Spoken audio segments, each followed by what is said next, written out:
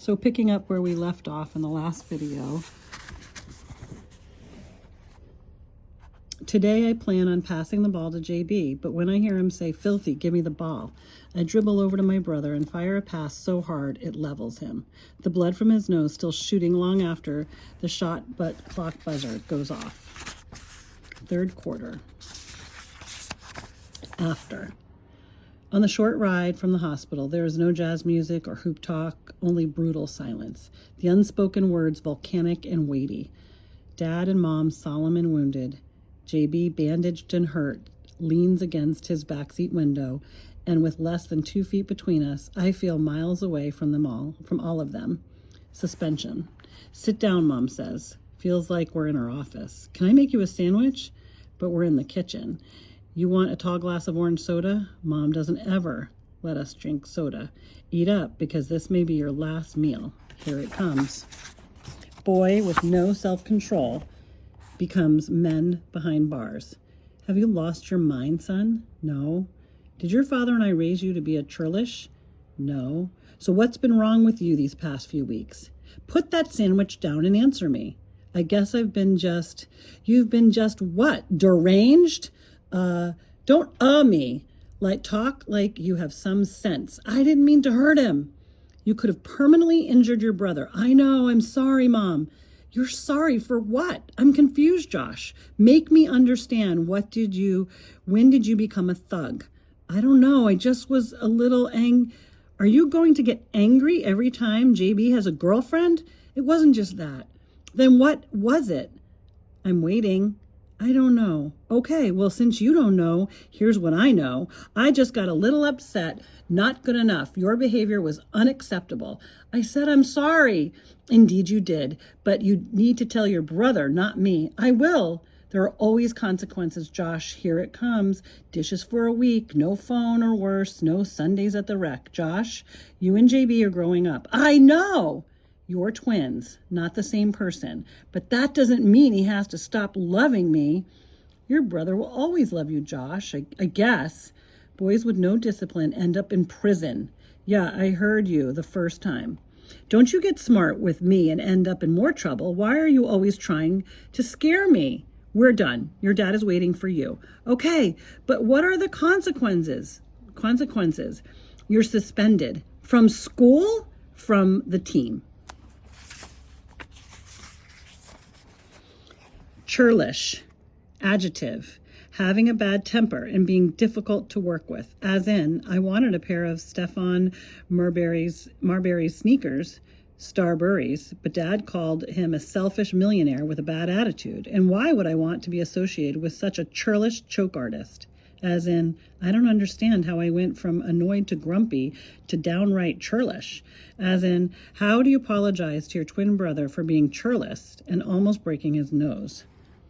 This week, I get my report card, make the honor roll, watch the team win Game 9, volunteer at the library, eat lunch alone 5 times, avoid Miss Sweet Tea, walk home by myself, clean the garage during practice, try to atone day and night, sit beside JB at dinner, and he moves. Tell him a joke, he doesn't even smile.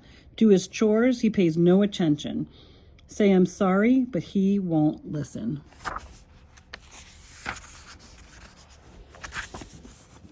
Basketball rule number 7.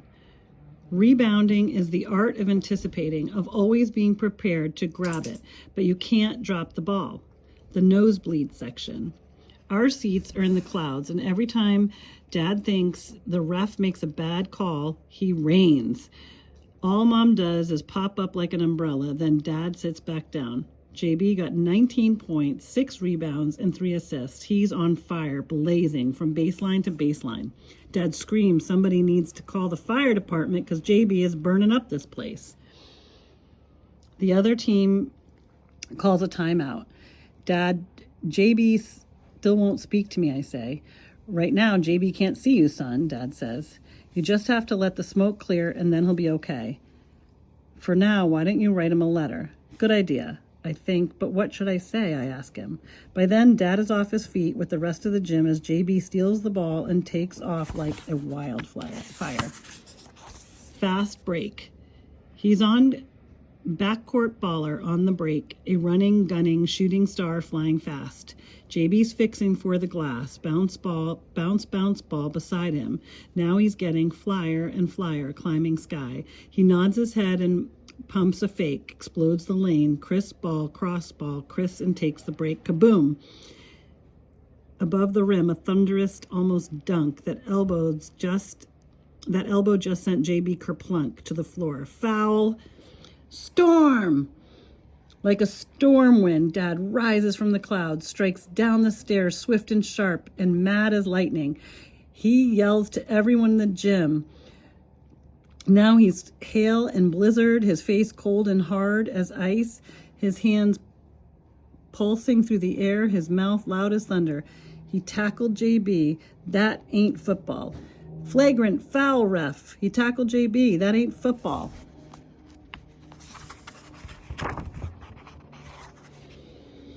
Dad roars in the face of the ref while JB and his attacker do the eye dance.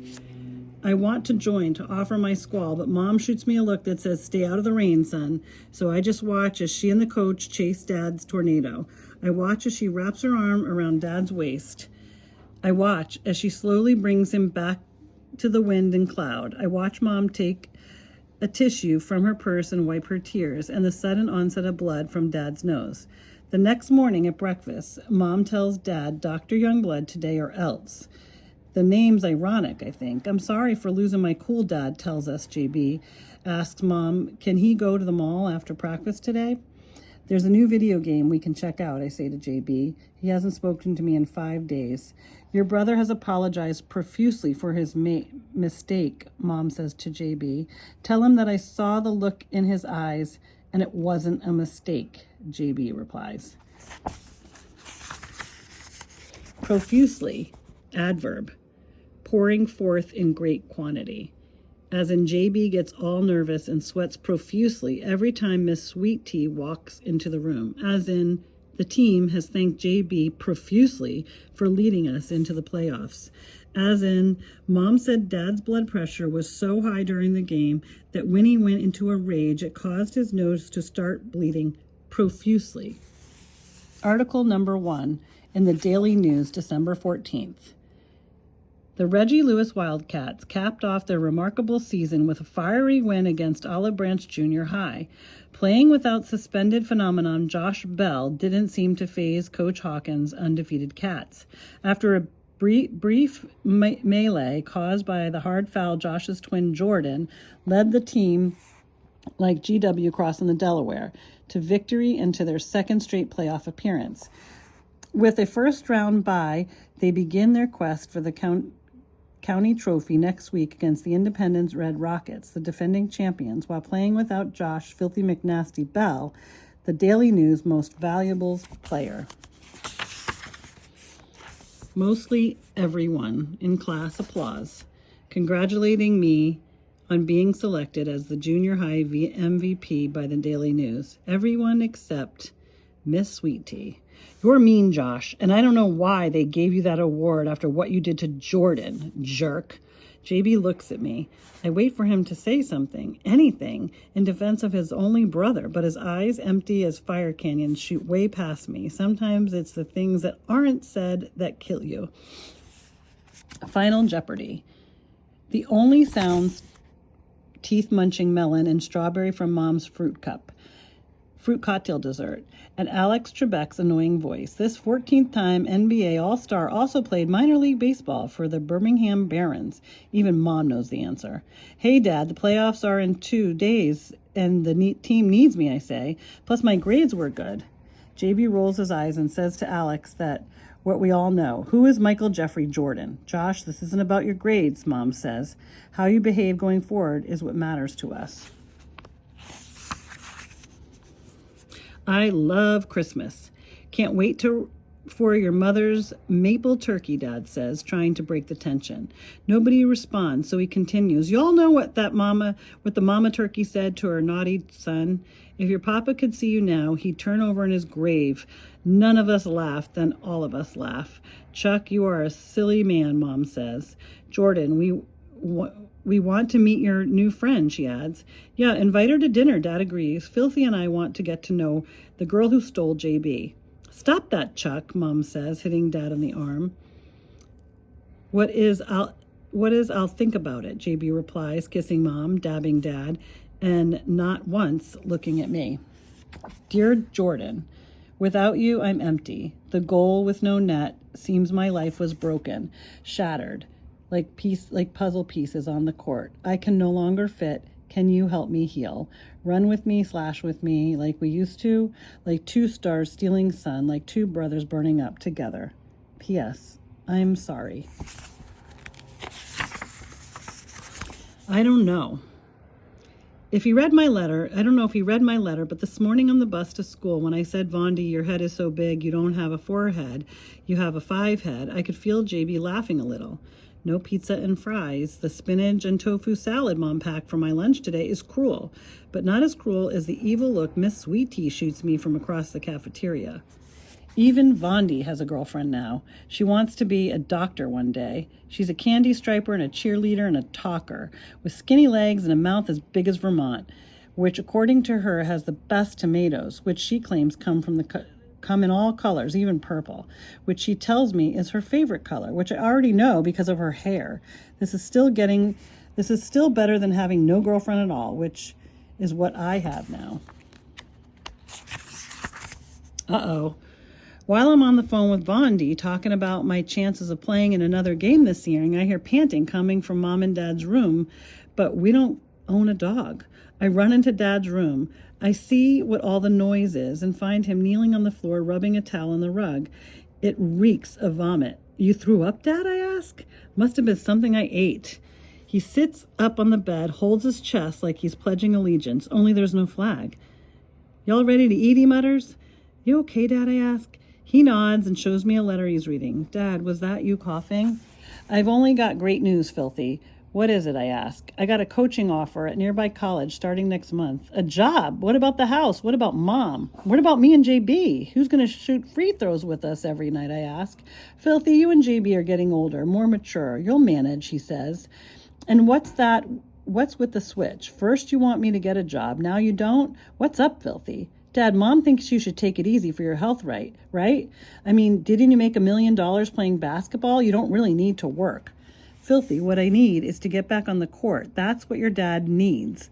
I prefer to be called Josh, Dad, not Filthy. Oh, really, Filthy? He laughs. I'm serious, Dad. Please don't call me that anymore. You're going to take the job, Dad? Son, I smell swish. I miss the smell of orange leather. I miss eaten up cats who think they can run with the man. The court is my kitchen, son, and I miss being the top chef. So yeah, I'm going to take it if your mother lets me.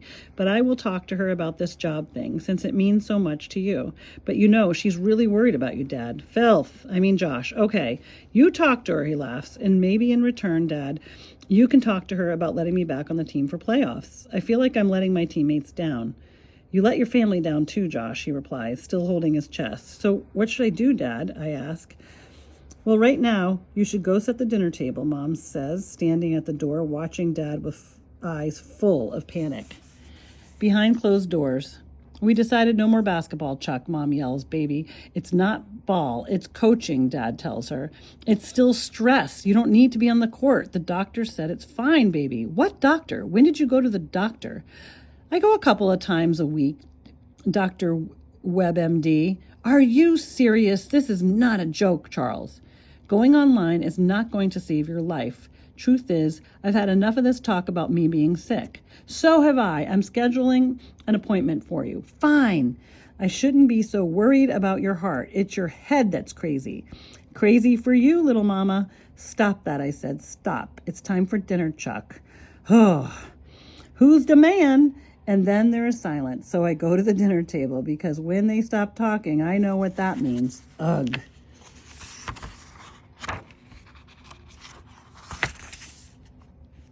The girl who stole my brother is her new name. She's no longer sweet, bitter as her taste. Even worse, she asks for seconds of vegetable lasagna, which makes Mom smile because JB and I can't get with this whole better eating thing, and we never asked for seconds until tonight when JB, still grinning and cheesing for some invisible camera that Miss Bittersweet Tea holds, asked for more salad, which makes Dad laugh and prompts Mom to ask, "How did you two meet?" Surprisingly, JB is a motor mouth, giving us all the details about the first time in the cafeteria. She came into the lunchroom. It was her first day at school, and we just started talking about all kinds of stuff, and she said she played basketball at her last school. And then Vondi was like, "JB, she's hot." And I was like, "Yeah, she is kind of delicious." And for the first time in 15 days, JB looks at me for a split second, and I almost see a hint of a smile. Things I learn at dinner. She went to Nike Hoops Camp for Girls. Her favorite player is Skylar Diggins. She can name each of the 2010 NBA champion Lakers. Her dad went to college with Shaquille O'Neal. She knows how to do crossover. Her AAU team won a championship. She's got game. Her parents are divorced.